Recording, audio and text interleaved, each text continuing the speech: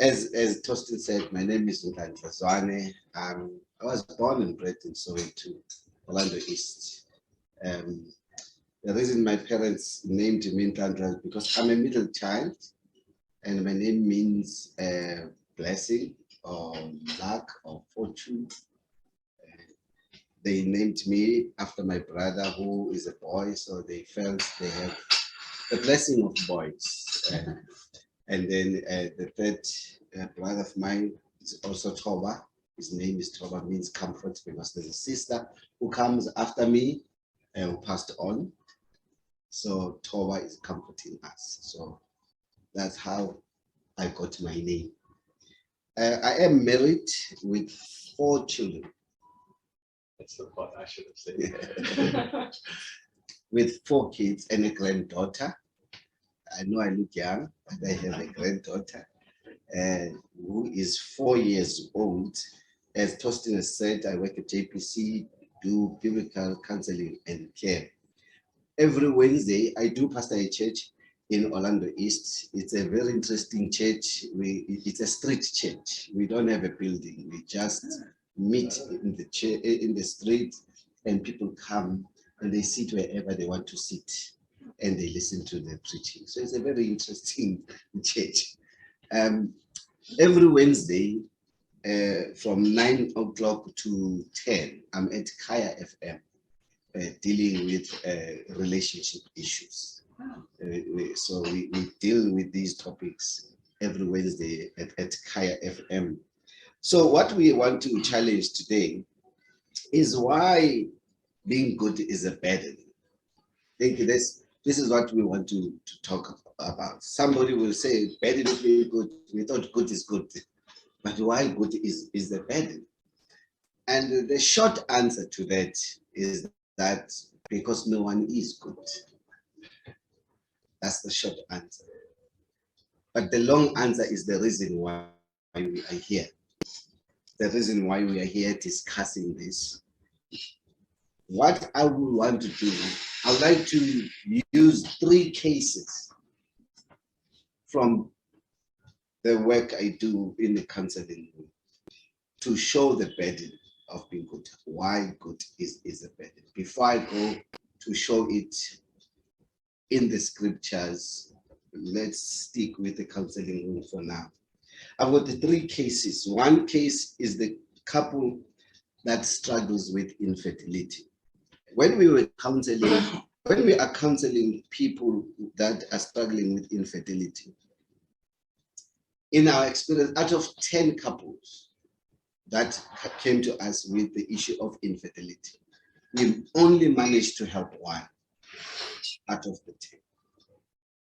And when we study the other 9, why it was difficult for us to help them, we see the burden of being good in them. And it manifests as self-righteousness.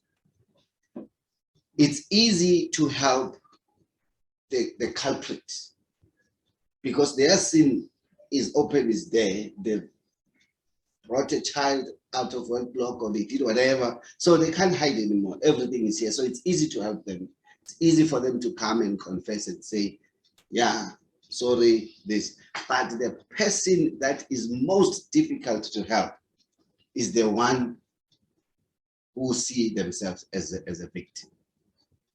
And we ask ourselves why. Then we realize as we counsel with them, we listen to the language. The language is more of the language of the self-righteous.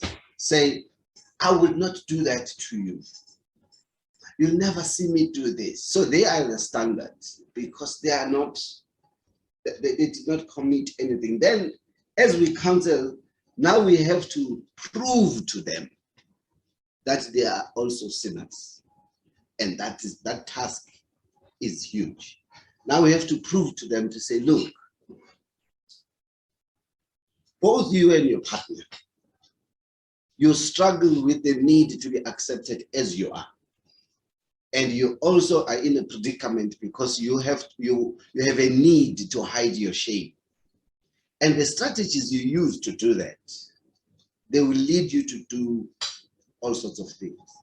And you want to be good because you think you are better than this other person, but in reality, you are both in the same predicament. And the response to this is kindness. If you can respond to this with kindness, you will be able to solve the problem.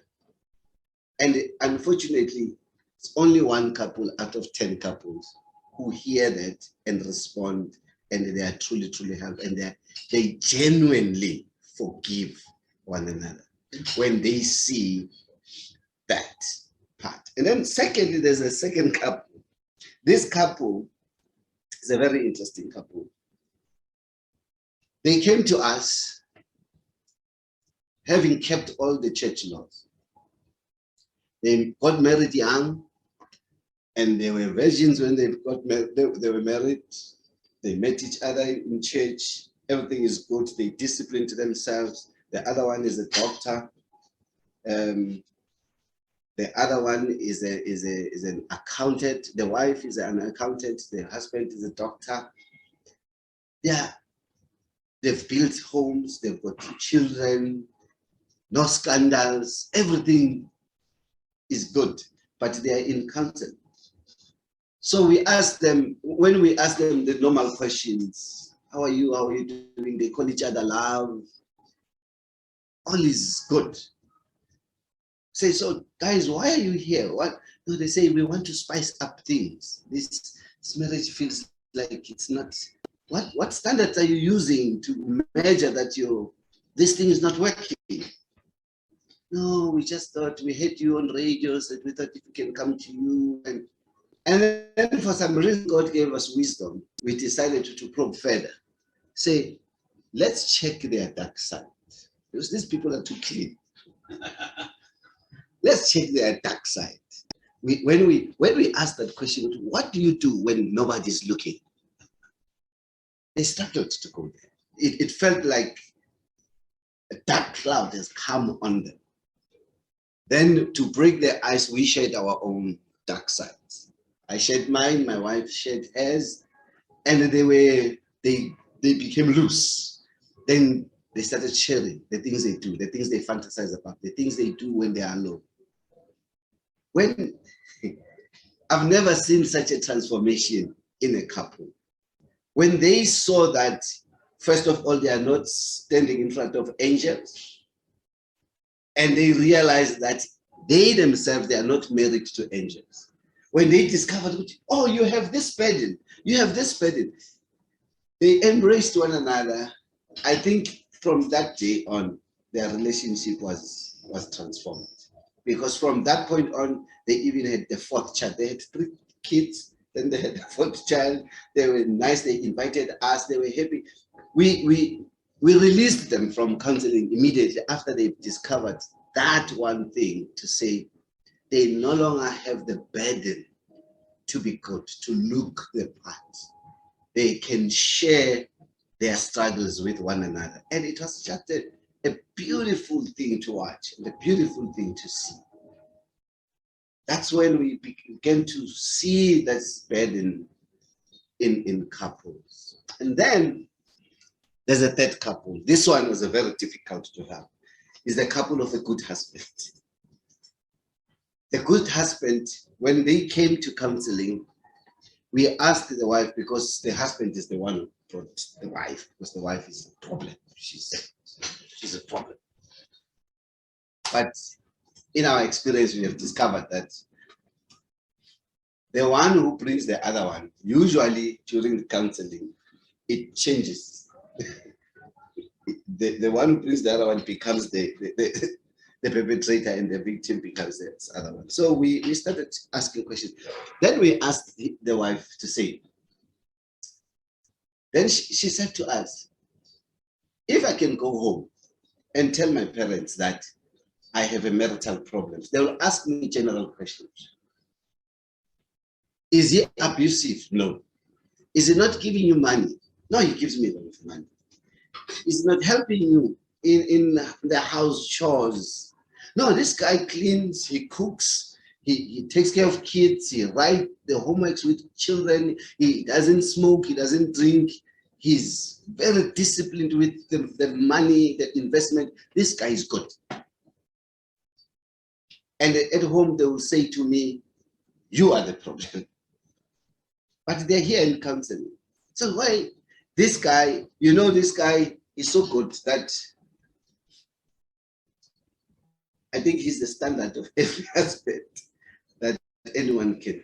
But now when we looked, because now by this time we are more experienced, we have seen this thing playing out, then we started asking and checking the questions. Then we discovered that this man is unforgiving. This man has got a very low self-esteem. This man is controlling, he's afraid. Never seen such a, he's timid. So he's using being good as a trade. And when he's not getting the results he wants, he gets frustrated. So we tried to show him that actually you're a sinner. And he fought us. Because when you're having, if somebody shows you this, you normally fight back. Because this is one thing you trade with, being good. And when it's taken away from you, you can imagine the power that you lose. Because all your life, I know, I've traded with being good as I was growing up. I understood that older people, when you respect them and you follow the rules, they'll give you a way out. So I learned this as I was growing up. So being good, when now somebody comes and say, you are not good, actually, it crushes your world, it brings you down. And this is what happened to this couple. So how do we respond to this? There are three methods you can attempt to use to try and remedy this situation. One method would be the expect method. The expect method is when you come to somebody like me, whom you assume is an expert in the area, and they will tell you all the things you do to do, and whatever the expert says, you will take, because by the way, he's an expert. Even when he's wrong, you will go with him. But another approach is the environment approach, where you will blame the environment. You will blame your upbringing, you will blame your social standards, you blame apartheid, you blame whatever that causes you to be this way, to trade with this thing, trade in life with your goodness. There's nothing as burdensome as trading with your goodness, because you are not good. And until we sit comfortably with that, I think that's where our liberation will be. But there's a third wave, there's a third dimension. And that dimension is the gospel dimension. I love the gospel dimension, because the gospel dimension helps us to move the center. The gospel makes us, normally people say, I don't know whether in a white culture this philosophy is there, but in the black culture people say, people in taverns and ship-ins, they love one another more than people in the church. I don't know whether you've heard something like that. Then I say, but guys, how can you say people who are numbing themselves with alcohol, they love each other? Then I would say, remove the alcohol, the common thing that makes them come together. Then we will see whether they love each other or not. Because the data I have is that at Paraguanat Hospital in casualty, people who are there by 3 o'clock, 4 o'clock in the morning, they come from the ship-ins and the taverns. So where's the love then? How did this come to? The point I'm trying to make is that sin is like the people in the ship-in. It's one thing that is common to all of us. It's something that should bring us together. It's something that should make us kind to one another and say, hey, how do we solve this predicament that we find ourselves in? And that is why the gospel approach is the best, because it says we do have something in common. I might not have the money you have. I might not have the status you have. I might not have the influence you have. I might not be as good as you are. But I know there's something that you have and that I have, and that is sin. We are both broken, and we are both limited in analyzing things in their totality. Only God can do that. And because of that, we can now be kind to one another. And I can drop the idea of being good. And you know, Scott Peck is a psychiatrist. He's the one who helped me with this in his book, The People of the Lie. If you have read his book, The People of the Lie. Scott Peck, in this book, he analyzes the psychology of evil. And one of the things that he says about the psychology of evil, he says, the root of evil is in the need to hide. So he says the evil people are the most pitied people because they live in the fear of being discovered.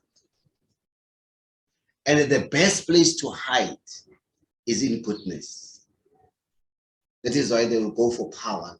There will be CEOs, there will be pastors of the church, there will be presidents in politics, they will be disciplined, they will do everything to be accepted and be seen as good because they are motivated and they're driven by their need to hide themselves. And then he says something. He says, when he warns us, in the beginning of the book, to say, must be careful because it's possible to see all these traits in everybody. So you cannot now go around and attribute evil to everyone. And I understand why he says that, because he is true to the people. Because when he wrote this, he wrote it as a psychiatrist, not as a Christian. But this is what he observes in his practice. And I understand why he came to that conclusion, because the Bible has been true to say we are all sinners. So we all have these attributes in every one of us. And then it's just that it goes, it's different in different people. And then there's this thing of our conscience is the language of our heart, right? It tells us where we are. So when we are young, our conscience is tender. It's sinful, but it's tender. But now when we are violated as we live, it graduates to a point where our conscience is defined. At home, they told you, don't talk to girls. Then you go out, you talk to girls. You don't even talk to them, you now hug them. Then your conscience is defined. When you get back home, when your parents are there, is hi. You go straight to your room. Why? Because your conscience is defined. You can face them. And how do we solve that? We solve it by confession, by confronting it, by going to your parents and say, I've done this and this I've done. But people don't do that because they don't know. They think, no, I will hide this thing. But they don't realize that as time goes on, your conscience graduates. It becomes an offended conscience. An offended conscience now, you no longer blush, but now you think people see you. Whenever they act in a particular way, you say they're talking about me. When you're just walking, people are talking, you assume they talk about you because your conscience is offended. You're offended, you are defensive. In everything that you do, you want to defend yourself. The first place you do, you want to defend yourself. And the way to solve that is easy. You confess. You go forward with life and confront it and get the forgiveness that you need. But then if you don't do it, it also graduates to another level as years go by, because this thing happens in a period of years. It goes to the level where it becomes an evil conscience. You're no longer blushing, You're no longer just offended. It's all that, but now you orchestrate systems and ways to keep people blind from seeing you. Now it's an evil conscience. And if it's not attended to through the power of the gospel, because only the gospel can solve this, it graduates to another level, where it's a seared conscience. A seared conscience, you feel nothing. You do, the people who do crimes and feel nothing and feel proud, their conscience is seared. NgesiZulu we say, akusaso umuntu lo, meaning they are no longer human, they are animal. You fear nothing. And this is a graduation of our conscience. And that is why I like the gospel, because the gospel goes exactly there. It says to me and you, let's admit that we are broken. Let's not try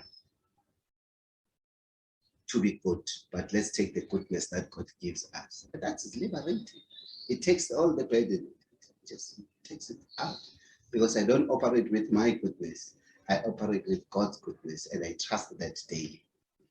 And that's the power of the gospel. That's what the gospel does. So in counseling, we try and help people to deal with this in a practical way. I'll close with the story of the rich young ruler. I like the way Jesus Christ deals with this young man. He comes to Jesus Christ running. And the Bible says he's a rich young ruler. You realize that rich people don't run. Have you seen a rich person running because the flight is about to leave? No. The flight waits for them. They ask other people to run for them. Tell them I'm coming. But this particular one, he's running, and he's running towards the rabbi. He's running towards Jesus Christ, whom Jesus Christ is not like us, the pastors of today. You can spot us from the distance. That's the pastor. Jesus, you could not spot him. He runs to him and he says two things that are a fundamental mistake. He says, Rabbi. He says, good teacher. What must I do to inherit eternal life? Good teacher. Jesus Christ responds in a very funny way. He says, why do you call me good? No one is good but God alone. See, Jesus Christ is turning this man's world upside down, because this man assumes he knows what is good and what is not good. His worldview is he operates by doing his best to be good and avoid to be bad. So he assumes that he knows what is good. He comes to Jesus and says, good teacher. Jesus says, why do you call me good? How do you know I'm good? Your worldview is skewed. You have a wrong worldview. No one is good except God alone. So he's trying to help him with this burden. But there's another thing he says, what does the law say? See, it is taking him even further. What does the law say? Thou shalt not kill, thou shalt not steal. He says, Rabbi, I've kept this, man. I've kept these since I was the youth. And Jesus Christ, the Bible says, he loved him and said to him, one thing you lack. Go sell everything you have. I wish he said, go and invest. It doesn't say that. It says, and give to the poor and come and follow me. And this man could not do it. Well, the Bible does not say, maybe later he came, we don't know. But at this particular point, he was struggling because two things were shattered. One, his goodness was challenged, and his discipline to become good so that the world responds to him was also shattered. And that's where the liberation is. And that's where we can be helped, even to solve the pains of the after effects of apartheid. As soon as we can see this about the human predicament, we will be able to have different discussions about our past, and we will move to a better future. I will close it here for today. Thank you very much.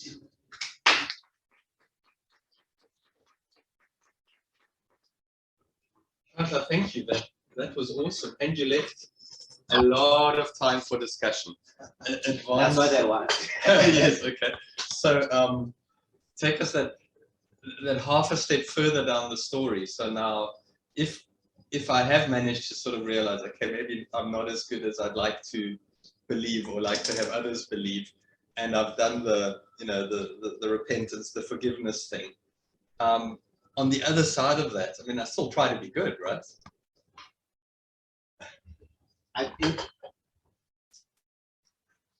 it's an experience that you get. Let me share my story. When my wife and I met, we came from 2 different divorces before we met each other. So we failed in marriage. Then when we met, we wanted to not do the things we did in the 2 marriages. And the best way we thought was to stick to the rule and confront things and be disciplined in how we relate with opposite sex, disciplined with money. We committed to this thing. Started going out and radio, TV, talking all these works-related approach to life. But we realized that we are getting tired by the day.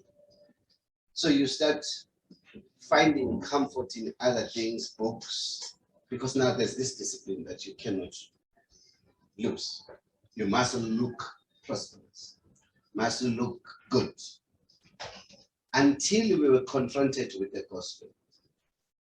When we were confronted with the gospel kept on screaming to us to say, you are not good. It is God who is good. And then we looked at this, and eventually we went back to Genesis 3 and we studied Genesis 3. Now after realizing this, we treat each other with kindness. You see now, the goodness, the true goodness comes in. Because now I feel pity for her, she feels pity for me to say, you are struggling. And she's saying, you are struggling. And both of us, we can't help each other. Let us trust. So there's that element of dealing with this thing with kindness. So it becomes authentic kindness because it caters for every reality, our brokenness, and even the little things that we do that are good, and even the hope of getting out of this thing. So it's more of the experience when you have the conviction of how things are, you treat each other differently. So that's the good that comes out of realizing that you are actually not good, because you become more kind. You no longer classify people as good and bad. You classify people as human beings who are struggling and who needs to be affirmed, who needs to be loved and be confronted and be held accountable with no sense of superiority. And that is liberating. So yes, we become good, but it's no longer now something we do to control the situation. We become good because it's now the reality we live with.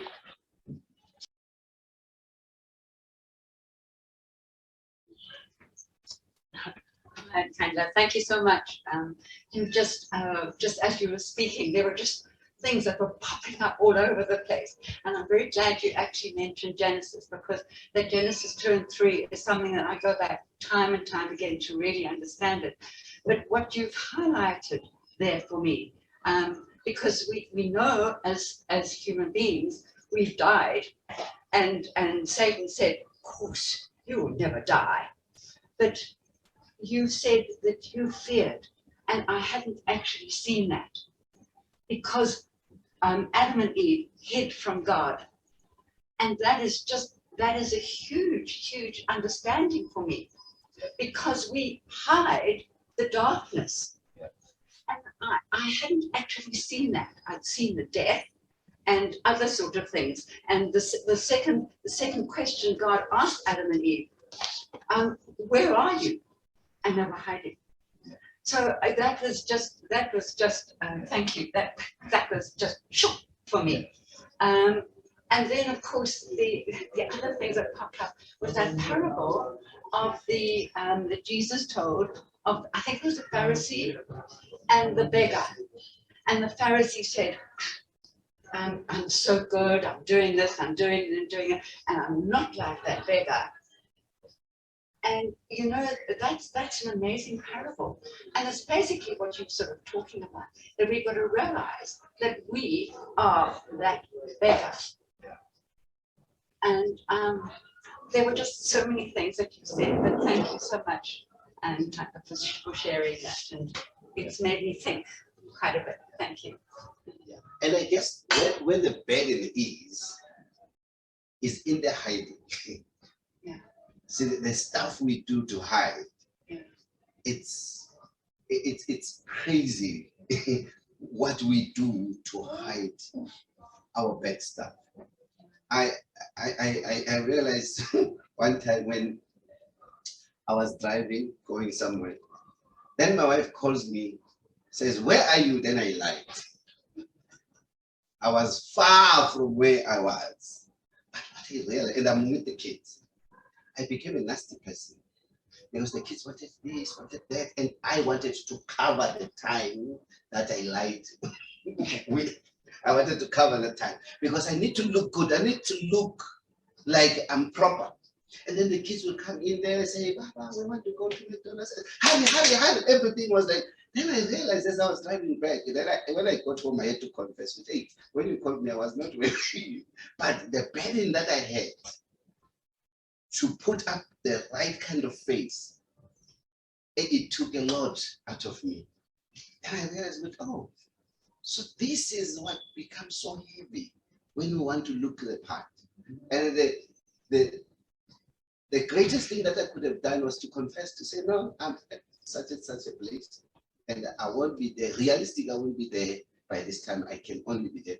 Then I was going to be calm with the kids and everything. So I'm using that as a parable to say, imagine your whole lifespan. It's driven by your need to look good. Now I'm trying to help my son, who is a very good boy. But that is a burden for him because when he errs, he struggles to come back.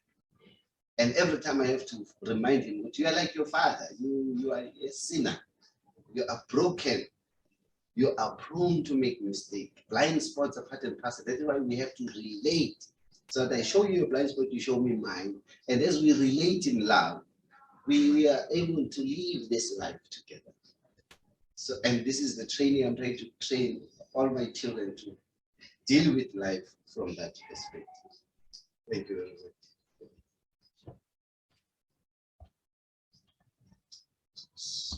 So my daughter's a psychologist, but I've also spoken to somebody who's given counseling to police officers and all that sort of thing. And as a Christian, you're not worthless. You don't need to wallow in your brokenness because you have value in Christ. So I agree with you totally.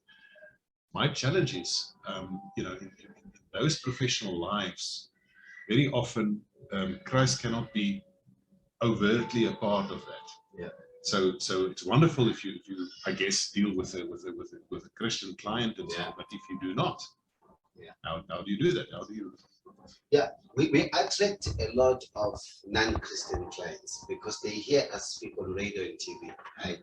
But some of them they suspect because as we speak on radio, they can suspect this language is Christian, this language. However, they do come. What we do, we use drama therapy. We use action. We make people do stuff for them to discover themselves. And as soon as a person sees that they cannot cross a certain bridge, we start challenging their conclusions and their worldview. And we have seen it happen. We have seen atheists come to our counseling room and we challenge them because we say, yes, you have come to these conclusions, but this worldview is making it difficult for you to relate. Your marriage is breaking. So how do we solve this with your worldview? And they see where their worldview is getting stuck all the time. And then we say, how about you try this? Then they see, oh, is that what Christianity is? Then they appreciate it. You make people and say, you came here, you said your relationship is not working, and these are the reasons why it's not working, according to your report. But normal people get these things right. People who appreciate this, they get this thing right. So let's see where you are losing it. And then you walk with them. And it's not a one session process. It's a journey with them until a person realizes that actually I can't keep this. I need help. When they get to that point, then you know you've got them. But then you have another group. Another group will say, you know what, I want to insist in my ways. This wife must just turn around and submit to me and be in my image. I will keep this. And those ones, unfortunately, we can't help them. When they get to that point where somebody is saying, I want to insist in the way I do things. The problem is the environment must submit to me. See, that person, the counseling takes longer for them to actually realize that hey, you can't do it. You are broken. And we have to show them stories upon stories in their lives as they share until they see to say, actually, this is what I'm doing. So people also respond very well when you bring evidence on the table. Show them evidence as the counsel. How we counsel my wife and I will counsel, we take people in a program of about 20-hour program, right? The first 8 hours is compulsory throughout the day. They come into the counseling room from 8 o'clock to 4 o'clock. We sit with them for 8 hours. And I like that because what it does, the research shows us that we spend 3 minutes per week with ourselves. The rest of the time, we are on WhatsApp, we are busy. When real life issues come to us, that challenges, that accuses us that we are not good. When they come, we shut them down with things. No. You shut it down. So what we do, for 8 hours, we force someone to have a look at themselves. And the result we get, by hour 6, we are tired of lying. then stuff comes out. So we use that technique to put people in that kind of emotional intensity. And it's tough. It's training on us, it's training on them. But we feel that when somebody, we take a person through this, they get to see themselves. They get to see, when we do them, a simple exercise. We do a simple exercise of counting. We make the couple count. Say 1, say 2, 3. 1, 2, 3, and they face each other. We look at how they do it. That one exercise, you see people breaking down because they've never. One couple said, it's the first time I look at my husband's eyes as they're doing this exercise. So as they do these things, then we start reflecting. When we reflect, they see their brokenness. They see how they engage with life, trying to protect themselves. When they get to that point, we know we are almost in the money. And then as soon as they admit it, it's done. And in no way, eventually they'll want to embrace a different worldview, which is Christianity. Then later we start opening up and showing them that we are Christian. Actually, this is what we are. This is the solution. Yeah. It's probably not a question, just a comment, or maybe just a thank you, really. So, depending on our churchianity come from, some of us have heard a lot about, the message about, you're a sinner. Maybe it's very, with very good intent that, maybe the gospel doesn't make sense if I don't see that I'm a sinner. But it then, it becomes a matter of overemphasis. And the way, I mean, you probably heard me say this, I then call that dirty, rotten wormism. Okay, so you're a dirty, rotten worm, but the message of the gospel is you're a worm off the hook. Okay, but you see that, but you're still a worm. Yeah. And I suppose it's just a thank you to you, Nhlanhla, because the way you talked about our sin and our need for forgiveness wasn't doing that. I think you really you did it in a way that drew me in rather than pushed me away. So thank you. Thank you. Thank you. I think I like, in my closing remarks, would say, I like the gospel because it makes you humble and bold at the same time. The other will be when you listen to the motivational speakers or people, they emphasize your positive side, and they make you feel ashamed when you start showing your weak side. The gospel does the opposite. It embraces both your strength and your weakness. So you are humbled because you are not all that, but you are bold because somebody died for you and said you are worthy. So I think that is a good outlook towards life. It makes you positive.